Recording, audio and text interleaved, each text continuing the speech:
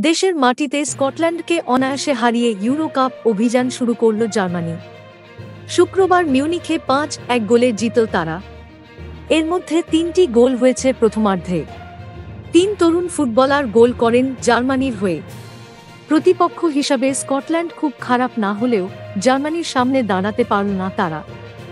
জার্মানির হয়ে গোল Florian Wirtz, Jamal মুশিয়ালা, কাই Havertz, Niklas Füllkrug এবং এমরে চ্যানের। ম্যাচের শেষের দিকে আত্মঘাতী গোল আন্তোনিও রুডিগারের। খেলার প্রথম মিনিট থেকেই আয়োজক দেশ চেপে ধরে স্কটল্যান্ডকে।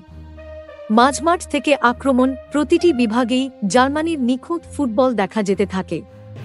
১০ মিনিটে প্রথম গোল হয়। মাঝমাঠ থেকে ডান দিকে জোশুয়া কিমিখের উদ্দেশ্যে নিখুঁত পাস দিয়েছিলেন টনি ক্রুজ। কিমিখ মাঝে পাস দেন। দৌড়ে এসে চলতি বলেই শট নেন ফ্লোরিয়ান উইর্টজ। স্কটল্যান্ডের গোলকিপার অ্যাঙ্গাস গানের হাতে লেগে তা গোলে ঢুকে যায়।